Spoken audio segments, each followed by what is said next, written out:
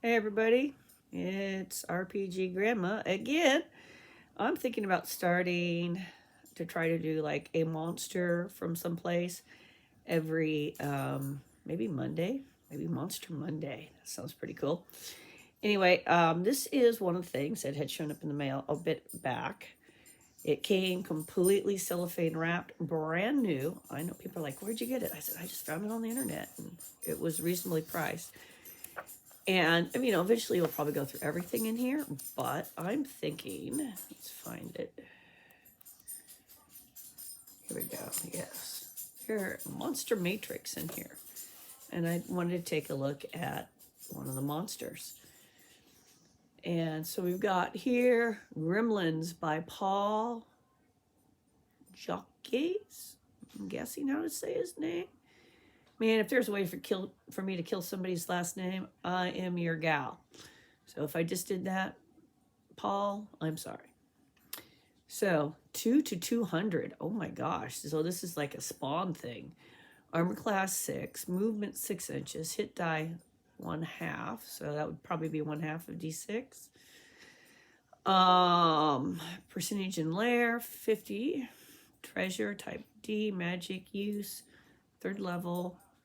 Looks like damage normal 1 to 4, fiery 2 to 9.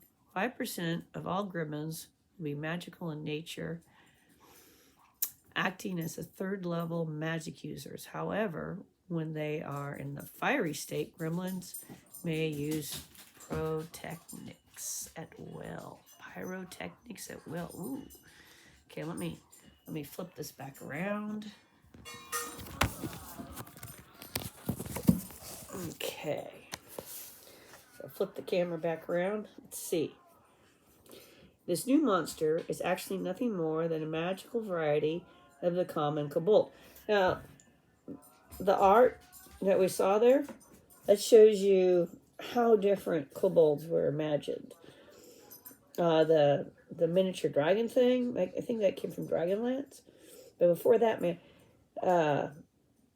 they were like slightly scaly, dog yipping little things. So think of them as your miniature poodle is now a monster.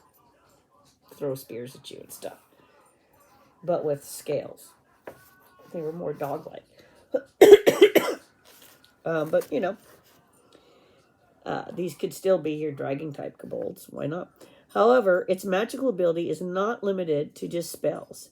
It has unique ability to flame on, like the Human Torch of Marvel Comics. All right, everyone, what about your comic books? Because this sounds awesome.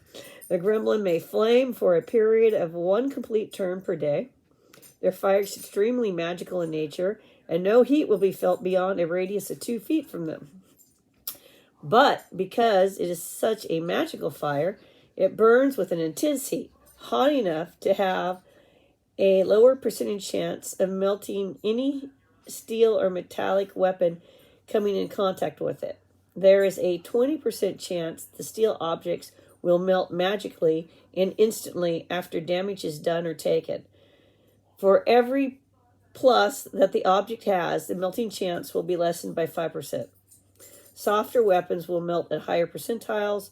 So like if you're doing like a retro D&D, so like it's the Bronze Age or something, or if you're converting this to a setting that is more like Bronze Age, like I think that's RuneQuest is more in that time period, softer weapons will melt at higher percentiles.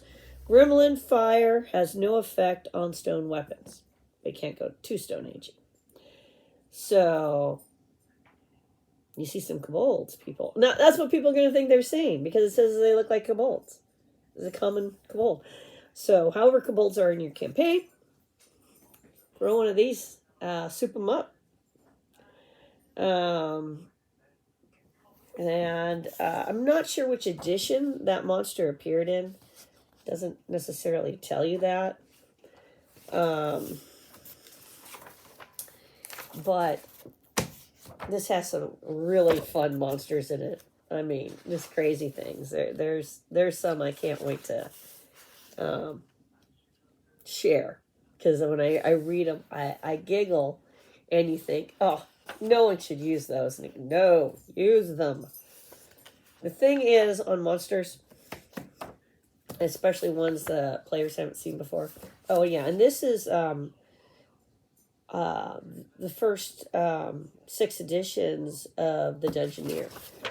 So you're talking, when was this originally published? This is back in the day. I mean, we got stuff from Jim Ward's in here. We got all kinds of cool stuff.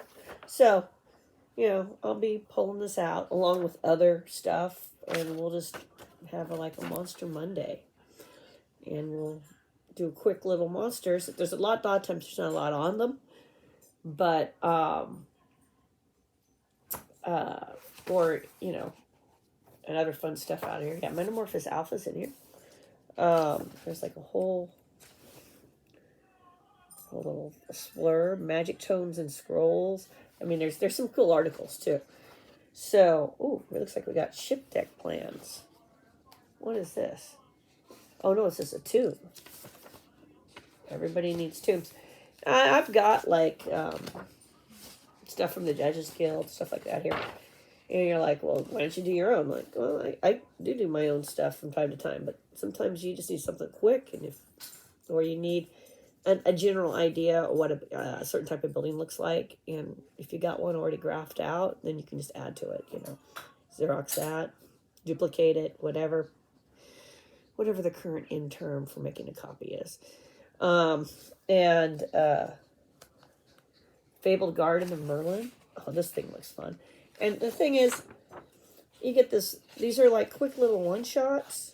So that's what their value is you take them, you read them, change them for the system you're using, the edition you're using. You don't even have to use it for D&D. Say the 2. Let's say I want to do Star Frontiers, and the party is doing ancient archaeology on some planet. I've got a tune. I can work off of that. I can take the monsters, sci-fi them up, or the traps, or whatever's in it, make it fit for the setting. But I can reuse the floor plan. Which, by the way, if you have B2, Keep on the Borderland, I've talked to lots of people, and the Keep on the Borderland is in so many settings. It has made it to modern warfare settings. People have used it for where they've changed it, but they've used it for a stronghold, or a place in a sci-fi setting where there's no magic, there's none of that stuff. They've turned it into a facility of some kind, maybe in a prison, whatever. But they've done something, and they've plopped it on a planet somewhere, with spaceships and whatnot, because they love their keep. And so it's truly, if there is a place or a thing that you love from a game, but you're playing a different system, disguise it. You love the village of Hamlet? Ask yourself what it would look like as a modern town filled with aliens. Or what it would be like if it was a Western village. Or Nation Town. Just reimagine. You need to repopulate it all different and all that stuff. But it allows, being flexible that way, saves you time. And then you add your own things into it as well, of course. Buildings and whatnot. But you get the giggle of getting to use some old material that you really like. A lot of game masters, umpires, referees, dungeon ministers, dungeon masters, dungeon mistress, game ministers, game masters, etc. That's one of our hacks. I like old stuff because, I'm telling you, we're going to Monster Monday out of this and some other materials, because there's some really fun stuff when this early stuff was put out. And there's stuff in here. Just repackage it. Change the stats. the abilities for your setting. Also, don't tell the players the name of the creature. Let them rename the critter. Just describe it. Go full on description. I've got a picture somewhere. It's photoshopped of a polar bear holding a chainsaw. You describe that to someone from the Middle Ages.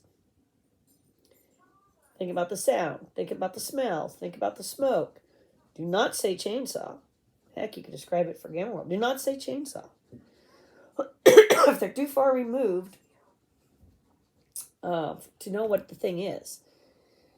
But describing a bear coming out of the woods, surrounded with all this noise going off and all the smell, and the bear could be like an alien species, to a bunch of medieval people, what are they really going to think it is? Talking about the smell and the stank and the smoke and the magical sword that it's holding, and its blade has a blade that's moving. It's clearly magical, and bears don't usually walk around wielding tools. Let them decide what it is. That's the way to do it. Let them name it. You can just, it doesn't matter if you have a book that says this is, I don't know, a beholder. Don't call it a beholder. Just describe it. And when they say, what is it? Just go, well, when you get back to town, you can try to find out. But what do you think it is? You're going to give it a name. Maybe you're the first ones to discover it. So do that kind of stuff. Makes the game funner. And they will come up with some cool names sometimes. And they'll have silly names sometimes, but it's okay. Then if at a later date you want to introduce other names for it, like they find what they think the beast is in some tome in the library, that's fine. But let them get to name it. Even better, let the locals have a name they've never heard of before too. And they could be totally talking about goblins, but they call them Lilliputians or something, You just, and everyone's like, what? What's a Lilliputian, So do things like that, and it'll keep the mystery, even if you're using a well-known type of monster. And it'll be fun if you're introducing a monster, because maybe they come up with a name that's better than what's in the books, original material.